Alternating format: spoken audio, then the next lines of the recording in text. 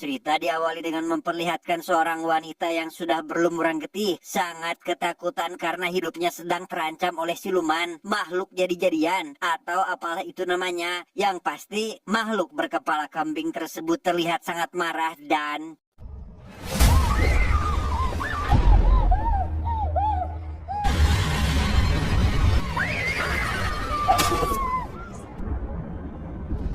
kisah akan berfokus pada dua orang sahabat bernama Mirul dan Fendi. Mereka berdua merupakan petugas kebersihan yang bertugas membersihkan rumah tempat terjadinya pembunuhan atau kematian seperti yang saat ini akan mereka lakukan. Hari-hari ada orang mati. Ini pun nak on the way nak pergi kemarkan satu rumah ni. Mati sebab apa? Tak tahu. Di perjalanan, Mirul dan Fendi rupanya meninggalkan surat perintah yang berisi gambar rumah dan alasan seseorang bisa mati di rumah tersebut, di mana mereka cukup panik lantaran sudah setengah perjalanan dan akan sangat jauh jika mereka kembali ke kantor. Namun beruntung, Mirul masih mengingat lokasinya dan memutuskan untuk melanjutkan perjalanan. Macam ni nak patah balik jauh ni. Location kat kau kan? Ha, betul. Ada. Dah settle. Tanpa diduga sebelumnya, mobil yang dikendarai Mirul dan Fendi mengalami masalah sehingga terpaksa memberhentikan mobil mereka, di mana ketika Mirul memeriksanya, ternyata ban belakang mengalami kebocoran dan harus menggantinya terlebih dahulu dengan ban serep yang mereka bawa.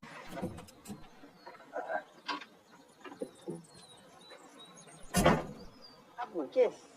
Di momen tersebut, Fendi menanyakan terkait kembaran Mirul yang tidak pernah ia lihat selama berteman dengannya bernama Lukman. Hal itu karena Fendi sangat penasaran karena ibunya sering menceritakan, sehingga Mirul langsung menanggapinya dengan santai jika ia pun tak mengetahui dan tak tahu bagaimana wajahnya karena sejak umur 2 tahun ia sudah terpisah dengan kembarannya itu. Macam mana boleh terpisah tu? Panjang cerita ni. Tak lama, muncul seorang pria misterius dengan membawa mobil merah berhenti dan menawarkan sebuah bantuan. Namun karena Mirul dan Fendi sudah menyelesaikannya, si pria tiba-tiba mengingatkan mereka sesuatu tentang tempat yang akan mereka kunjungi. Oh ya, hati-hati dekat sini. Dekat sini banyak ular. Dan tibalah Mirul dan Fendi di alamat yang dimaksud. Entah dari kapan mereka mengetahui alamat rumah tersebut. Sedangkan sewaktu di perjalanan sebelum ban mobil mengalami kebocoran, mereka mengatakan jika tak tahu sama sekali alamat lengkap rumah yang akan mereka bersihkan. Besar rumah dia. Ini mesti kes kan? Anak-anak dia study overseas, lepas tu dia sorang-sorang kat rumah.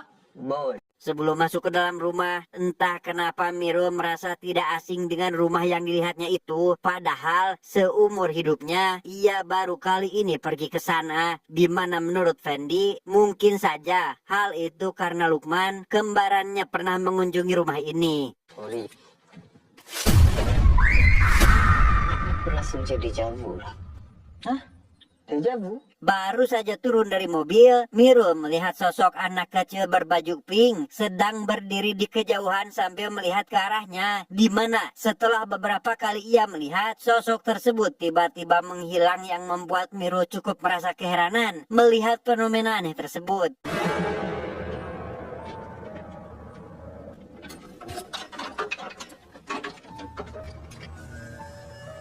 Ni mesti bukan kes polis kan? Di sana mereka tidak melihat garis polisi membentang yang menandakan jika kasus tersebut sudah diperiksa oleh polisi, yang hal itu membuat Fendi cukup heran karena biasanya rumah yang akan mereka bersihkan selalu dibatasi garis polisi. Namun hal itu tak membuat mereka mundur dan langsung masuk ke dalam untuk segera memeriksanya.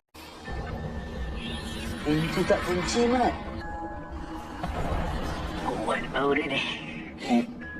Setelah memeriksa setiap ruangan, Mirul menemukan sebuah kamar yang berada di lantai bawah terlihat berantakan dengan bekas darah yang masih segar berceceran. Sama halnya dengan Fendi yang juga menemukan kamar penuh dengan cipratan darah sampai di seluruh dinding ruangan.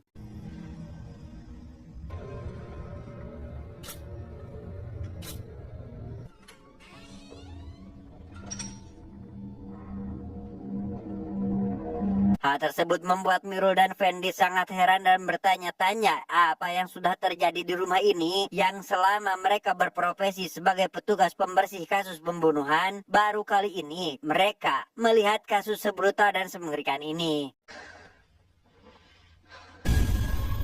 Teruk ni.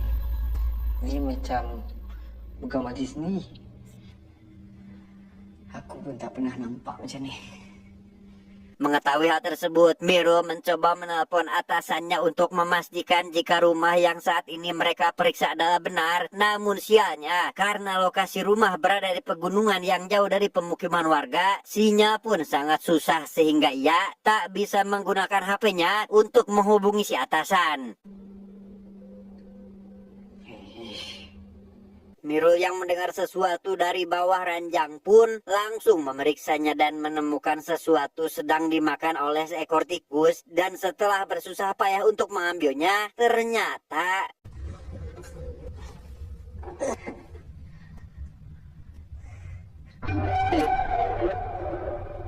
sementara itu, Fendi sedang menyusuri rumah untuk yang kedua kalinya memastikan tidak ada ruangan yang terlewat, di mana ia ternyata melewatkan sebuah ruangan yang tak bisa dibuka. Sempat ingin pergi dari sana dan melaporkan pada Mirul, Fendi malah mendengar suara yang membuatnya penasaran dari dalam ruangan tersebut, sehingga ia berusaha memastikan dengan mengintipnya dari lubang kunci dan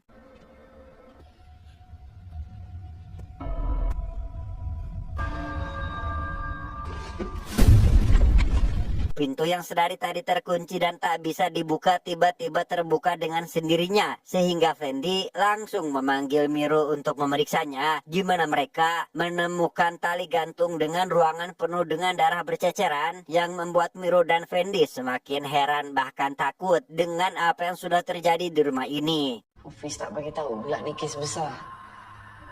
Banyak nak cover ni. Kalau aku tahu sampai 3 side kena cover, aku request Syarul ikut sekali. Karena waktu mulai malam dan pekerjaan mereka sangatlah banyak, Mirul dan Fendi segera bergegas mempersiapkan semuanya, dari mulai menghidupkan genset agar di seluruh ruangan yang harus dibersihkan terang, sehingga membagi tugas agar proses pembersihan dapat selesai dengan cepat. Ketika Mirul dan Fendi sedang sibuk membersihkan ruangan bawah, Mirul tiba-tiba mendengar suara dari arah ruangan lantai atas, sehingga ia yang penasaran karena di rumah ini hanya ada mereka berdua pun langsung memeriksanya sendirian. Kau dengar tak? Apa? Gila kan? Di sisi lain kita akan diperkenalkan dengan seorang ibu-ibu parubaya yang merupakan warga lokal bernama Ibu Laila. Ia tinggal di dekat rumah yang saat ini Mirul dan Fendi bersihkan, di mana ia menerima kabar dari cucunya yang saat itu melihat ada 2 orang masuk ke dalam rumah tersebut. Papa, ada orang masuk dekat rumah Tok Mat. Mendengar hal itu, Ibu Laila sangat terkejut dan membuatnya terlihat sangat khawatir, sehingga dengan cepat menghubungi ustadz kenalannya untuk menyelamatkan kedua orang tersebut. Entah apa yang sedang terjadi, namun dari gelagat si ibu, saat ini keadaan sedang dalam kondisi yang tidak baik-baik saja. Selesai membersihkan ruangan bawah, Fendi melanjutkan tugasnya ke lantai atas, di mana ketika ia membersihkan salah satu ruangan, tak sengaja menemukan sebuah pola pentagram yang merujuk pada sebuah kepercayaan satanisme atau pengabdi setan. Namun tak hanya itu, Fendi menemukan barang-barang lain yang berkaitan dengan hal tersebut, termasuk sebuah paku yang ditemukannya tersimpan rapi di dalam peti. Apa ni?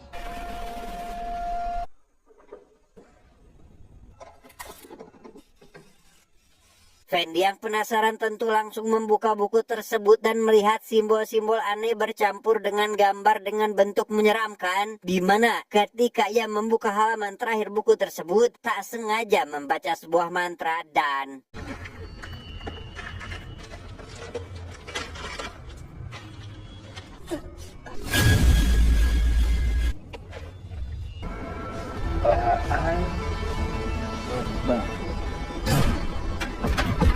Merasa ada yang tidak beres, Fendi bersama dengan Miro turun ke lantai bawah untuk melihat kalau ada orang yang masuk ke dalam rumah. Di mana ketika mereka melihat kamar yang sudah dari awal selesai dibersihkan, Fendi dan Miro sangat terkejut karena kamar tersebut kembali kotor seperti semula.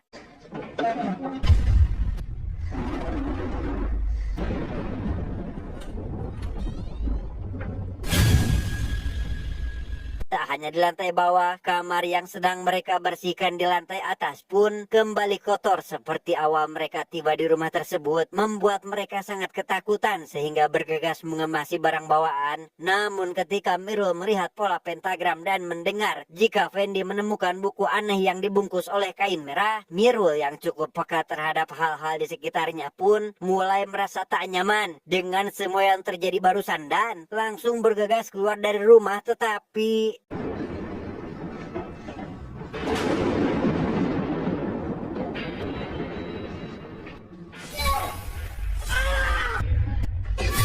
yo, entah apa yang terjadi sehingga Miro dan Fendi tak bisa keluar dari rumah tersebut, membuat Miro bertanya-tanya apa yang Fendi lakukan dengan buku yang ditemukannya tadi. Sampai akhirnya Fendi mengatakan jika sebenarnya ia membaca sebuah kalimat aneh dari dalam buku tersebut, yang hal itu membuat Miro sangat marah karena kebodohan yang dilakukan temannya itu.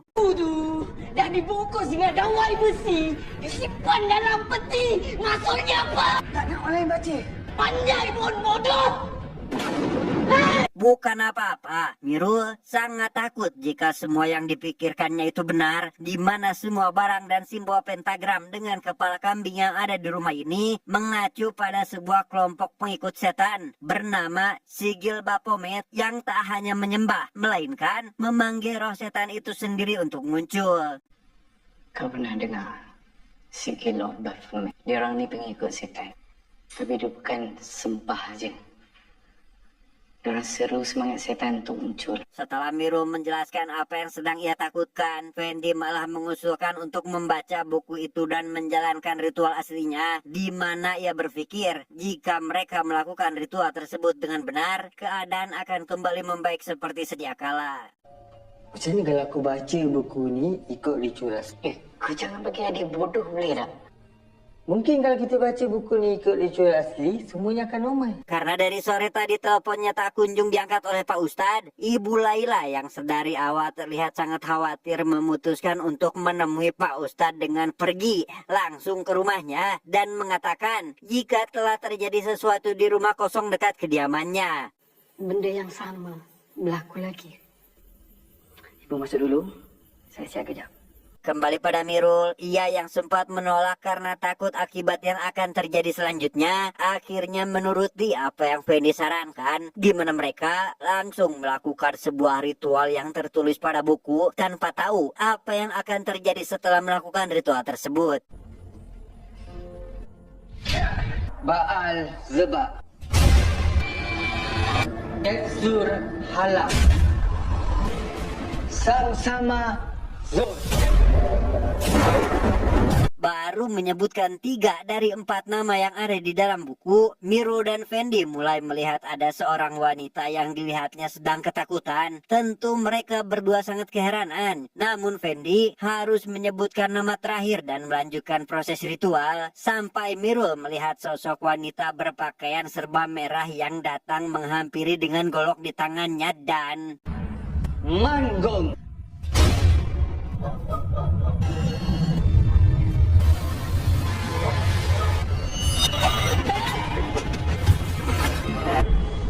Sadar dari pingsannya, Miro dan Fendi sangat bersyukur karena mereka masih selamat dari wanita yang tadi tiba-tiba menyerang. Namun tak lama, mereka mendengar suara seorang yang memanggil nama Miro. Sontak hal itu membuatnya sangat heran, karena di rumah ini tak ada siapapun lagi. Bahkan jika ada pun, siapa di daerah India mengetahui nama mereka berdua. Siapa tu? Mana aku tahu. Setelah tak kunjung menemukan sumber suara tersebut, Mirul dan Fendi mencoba membuka pintu berharap sudah normal dan mereka bisa keluar dari rumah. Namun ketika berhasil membuka pintu dan hendak keluar, ternyata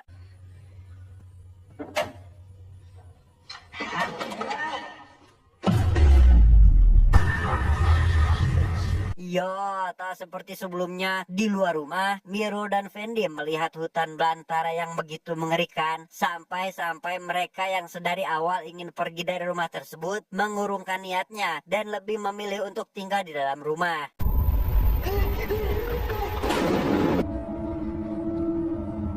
Apa kita dah buat? Dan betapa terkejutnya Miro dan Fendi saat melihat beberapa mayat yang sudah tergeletak di ruangan yang tadi sudah mereka bersihkan. Tak hanya itu, tali gantung yang tadi siang mereka temukan, kali ini ada orangnya. Dan inilah yang terjadi.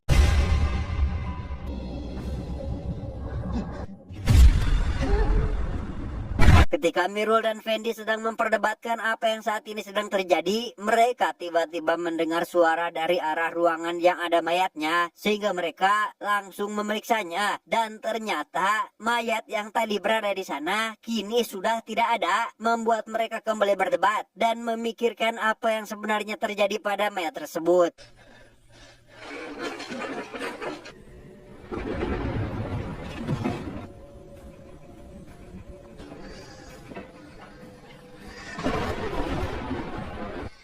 Cuba kau fikir masa kita masuk tadi, mana ada mayat? Lepas tu ada mayat. Siapa pula letak? Dengan semua yang terjadi di rumah ini, Mirul mulai berpikir jika saat ini mereka sedang berada di alam gaib dan tak semestinya mereka berada di sana. Di mana saat itu terlihat dari jendela ada seseorang yang sedang berada di luar sehingga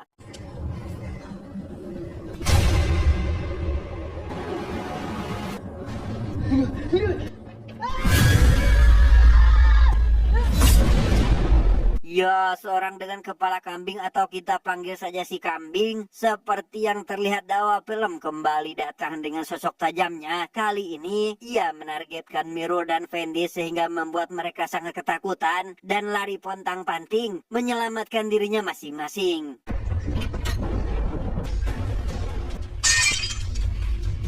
Fendi yang sedang bersembunyi di toilet sangat ketakutan ketika pintu toilet yang sudah dikuncinya terus digedor-gedor oleh si setan, yang setelah mengira si setan sudah tak mengikutinya, Fendi berusaha untuk keluar dari toilet tersebut tetapi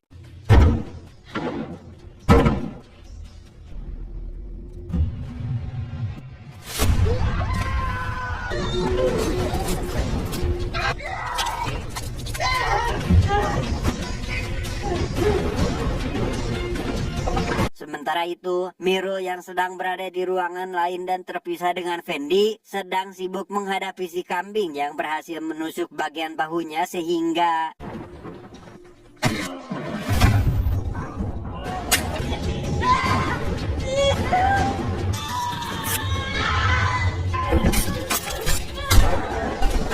terus-menerus dipertemukan dengan si setan. Miro tanpa henti berteriak histeris karena sangat ketakutan, sampai datang Fendi membawanya ke suatu ruangan dan berusaha menenangkannya. Di sana mereka baru teringat jika semua ini berawal dari buku yang dibaca Fendi, sehingga mereka berencana untuk memusnahkan buku tersebut dengan membakarnya akan berakhir dan mengembalikan mereka ke dunia nyata.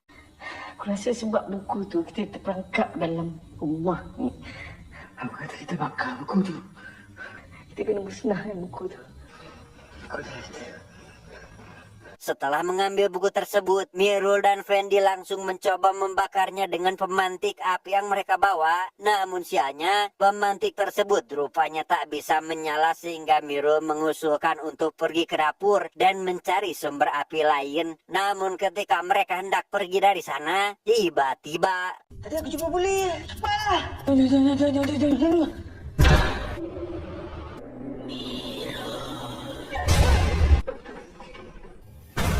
karena sangat ketakutan, Mirul dan Fendi akhirnya terpisah dan masuk ke ruangan yang berbeda, di mana Fendi malah bertemu dengan beberapa setan yang berusaha menghabisinya. Dan benar saja, Fendi langsung ditusuk oleh setan perempuan hingga tak sadarkan diri.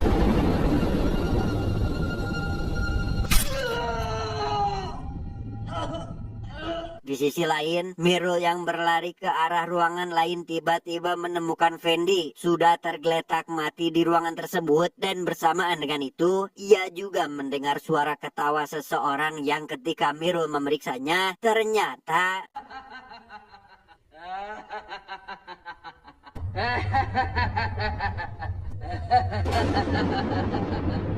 bukan Fendi. Apa kau buat dengan kawan aku?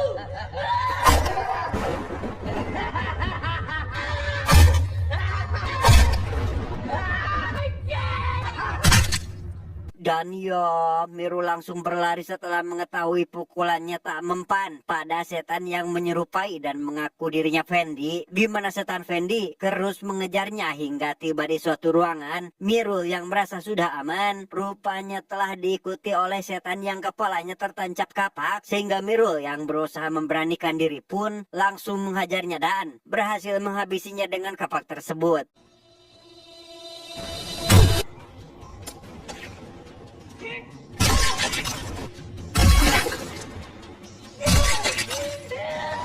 Dengan mudah kapak itu, Miru kembali menemui setan Fendi yang sedang berada di luar, sehingga dengan satu kali tebasan saja, ia bisa menghabisinya dengan mudah.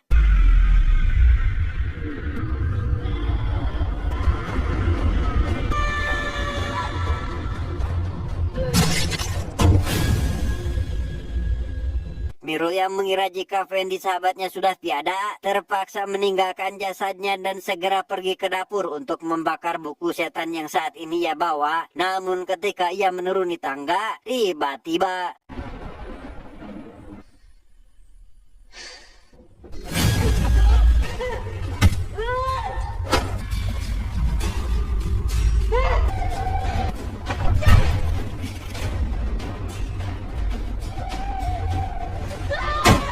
tanpa diduga sebelumnya, ternyata si kambing masih berada di rumah tersebut dan berusaha menghabisi Mirul dengan bantuan setan perempuan. Namun Mirul bisa menghabisi setan tersebut dan langsung bergegas pergi ke dapur untuk mencari api. Yang betapa kesalnya Mirul setelah mengetahui jika kompor yang berada di dapur tersebut tidak menyala.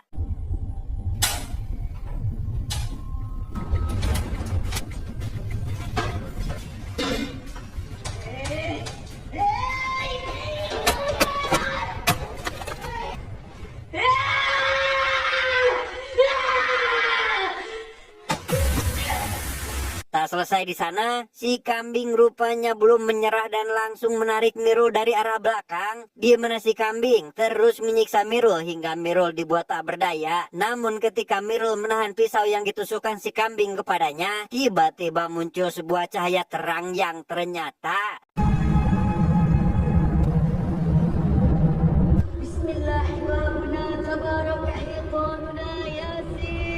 dan ya, ternyata itu adalah Pak Ustadz yang dapat menyelamatkan Mirul, di mana Mirul dapat kembali ke dunia nyata sebelum ia berhasil dibunuh oleh si kambing. Namun berbeda dengan Fendi yang saat itu masih sulit untuk diselamatkan, sehingga dengan terpaksa Pak Ustadz dan Ibu Laila harus menjemputnya langsung ke alam gaib yang saat ini mengurung jiwanya. Kita kena masuk alam sana sekarang juga. Kalau tak, takut budak ni tak selamat. Sementara itu, Fendi yang masih berada di alam gaib kembali sadar setelah ditusuk oleh salah satu setan, di mana ketika ia berusaha mencari Mirul ke seluruh penjuru rumah, Fendi malah dipertemukan dengan sosok si kambing, sehingga inilah yang terjadi.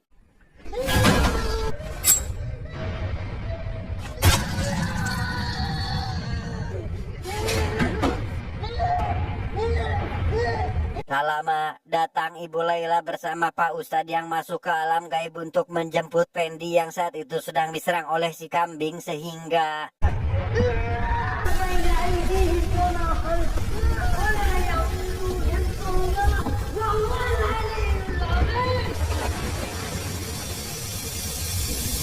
setelah tersadar, Mirul sangat kebingungan karena tak mengetahui keberadaannya saat ini. Namun Mirul cukup lega setelah melihat Fendi sahabatnya juga sedang berada di sana dengan keadaan sedang tertidur pulas, menandakan situasi mengerikan yang dialami mereka berdua sudah berakhir.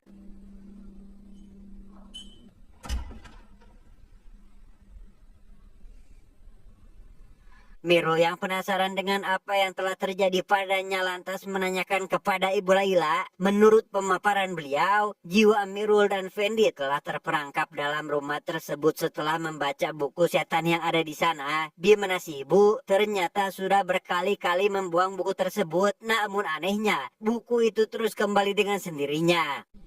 Maksud ibu buku setan tu. Ibu dah buang. Dah banyak kali. Tapi dia masih tetap kembali ke bilik. Ibu Laila menambahkan jika rumah tersebut adalah milik kakaknya yang sudah meninggal beberapa tahun lalu, di mana setelah kematiannya, rumah tersebut diwarisi oleh anak dari menantunya bernama Adam dan Maesaro, yang sepulangnya dari Eropa, ternyata mereka berdua mengamalkan kehidupan syirik dengan mengabdi kepada setan. Adam dan Maisara mengamalkan kehidupan yang syirik kepada Allah.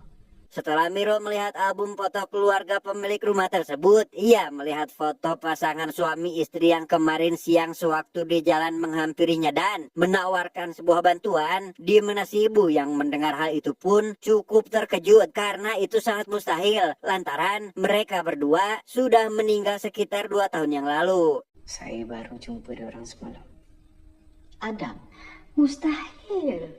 Mereka berdua dah meninggal dunia 2 tahun yang lalu.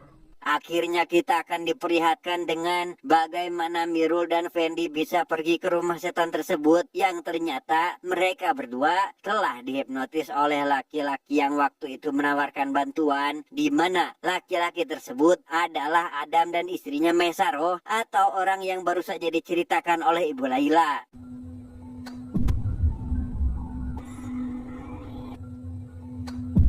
Baca buku tu. Oh ya. Hati-hati. Dekat sini banyak ular. Adam dan Maesaro ternyata telah memasukkan kematiannya agar semua orang dan keluarga tak ada yang mengetahui pergerakan mereka berdua, di mana mereka terus mencari korban lain untuk dihabisi sebagai sebuah persembahan kepada setan. Kau tahu aku tak pernah menghambakan. Dan perlu diketahui, jika yang sedari awal terus memanggil-manggil nama Mirul di dalam rumah setan itu, ternyata Lukman atau kembaran Mirul yang sudah terperangkap di rumah tersebut, di mana ia telah diperdaya oleh hipnotis Adam, sehingga rela melakukan apapun, bahkan ia mati karena gantung diri dan... Siapa nama kau? Lukman. Gantung.